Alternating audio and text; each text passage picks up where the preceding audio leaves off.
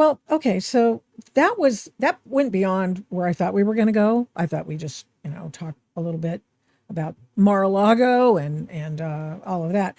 But let's not forget how we ended up here. How did we end up covering for Hillary Clinton's emails? Because that's what this whole thing was about. Remember, put your little Wayback Machine gadget on, or look in the orb and go back and remember the time when Hillary Clinton was under scrutiny for her homebrew server, and then the DNC, something happened with the DNC computers. We don't know exactly. They call it a hack. Are we sure? Well, I don't know. We know that I happen to know people who said they knew what happened, and they're actually computer experts, and they knew people who knew people, kind of a thing.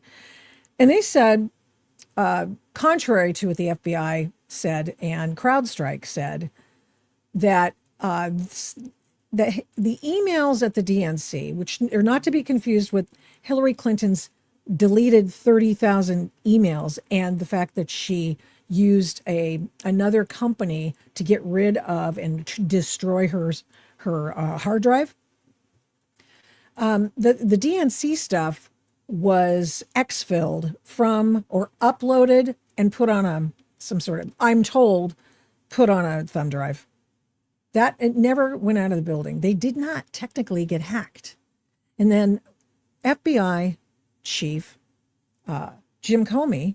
So Jim Comey, instead of the finest people in the world who can look at these hard drives and look at all the servers and everything at the DNC, they didn't do that. They handed off to CrowdStrike, another organization who's run by a friend of Jim Comey's, by the way. And they hand them off, and then CrowdStrike goes, well, it could have been hacked by the Russians. Don't really know. So what happened was everything became conflated with Hillary's lies about Trump being a Putin puppet. So all of a sudden, oh, Trump must be, he must be responsible for that, or Putin's responsible for that, and at the behest of Trump, because they're working in cahoots. They are, who knows? They're buddies, and one story has them that they were lovers. There was actually a legitimate news source who said that Trump and Putin were lovers.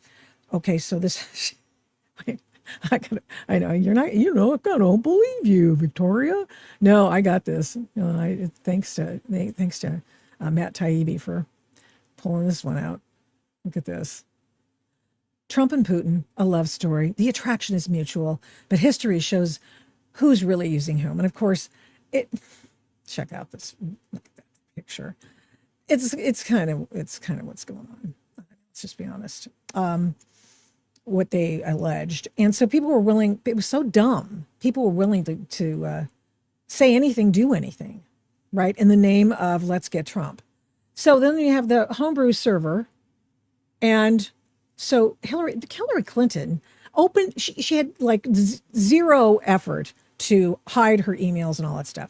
So every intelligence spy agency in the world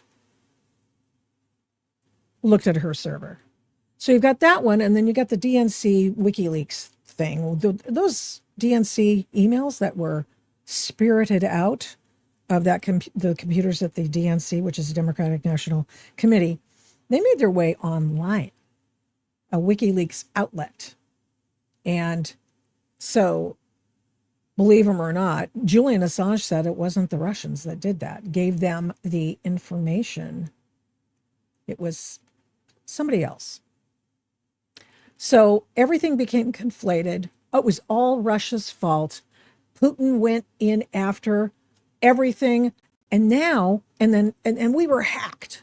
Everybody was hacked. And remember, Trump said, hey, Putin, if you got Hillary Clinton's deleted 30,000 emails, show them to everybody. Because of course, after the DNC, the DNC emails came out online. Okay.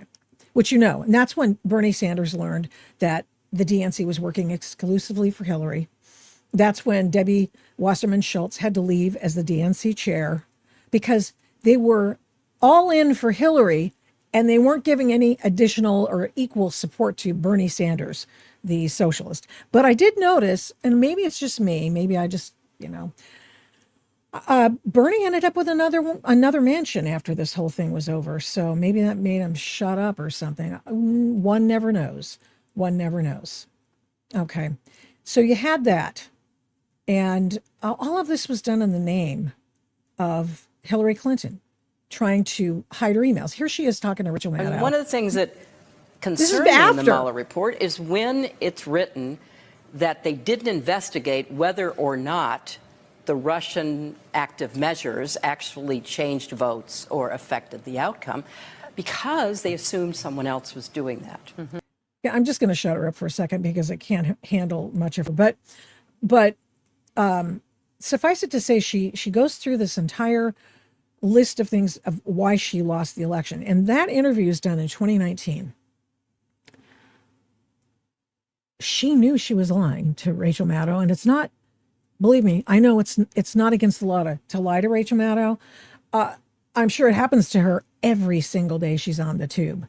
Not a problem. I accept it. We preferred our politicians didn't lie. Okay, got it.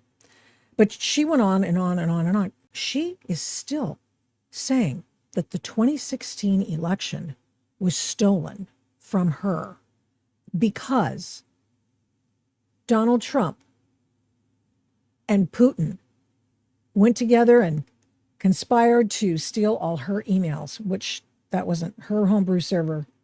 No. And DNC emails were put up on WikiLeaks to embarrass them. John Podesta was all embarrassed. Everybody was embarrassed. Anyway, a lot of people lost their jobs as a result of that. But see, what has happened as a result, and I did a story about it. I should probably bring my let me just do this. Here's my story. No, that's about the grand jury. Stand by here.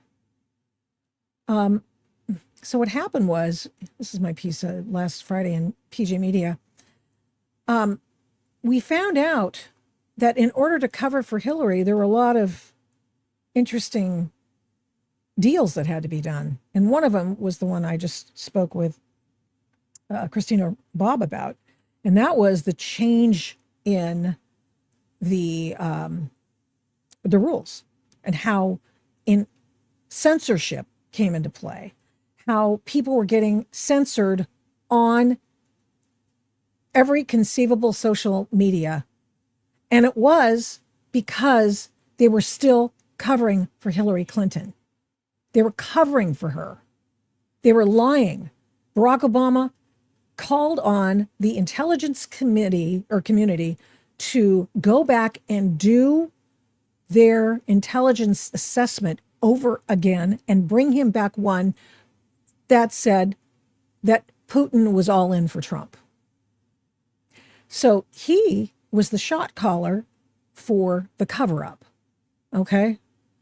So here's one of the things that I write. I've already played for you the crucial things that Ben's said. But I would say that we at PJ Media, other conservative outlets, felt the effects of this censorship. Suddenly, it was as if Lois Lerner were in charge of free speech. People, mostly conservatives, were booted from Twitter 1.0. YouTube became a minefield of speech dragnets, censorship police. One social media company was shut down because posts by users were deemed dangerous. Remember what happened to Parler?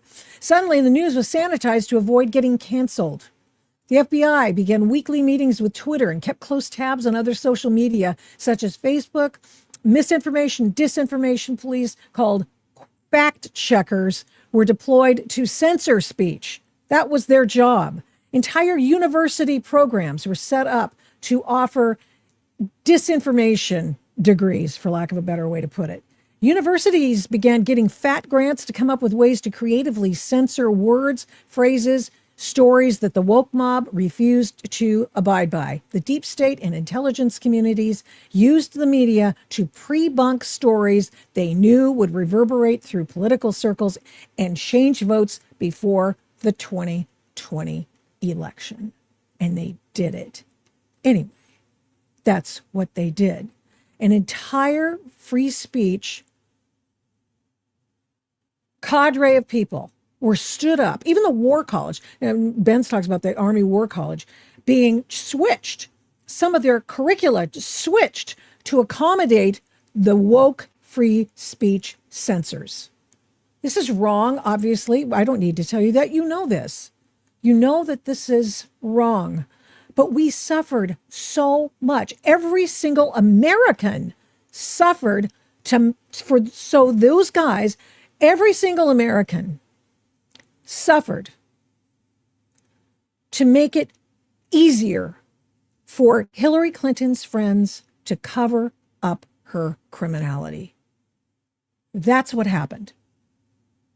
Censorship police, censorship everything to cover for Hillary. Because, as Ben's pointed out, suddenly elections were federal critical infrastructure. And that allowed the entire whole of government to go after people in every walk of life using the Patriot Act against them. I've never seen tyranny so close to bringing down America. Not since the founding. Very frightening, just incredibly frightening.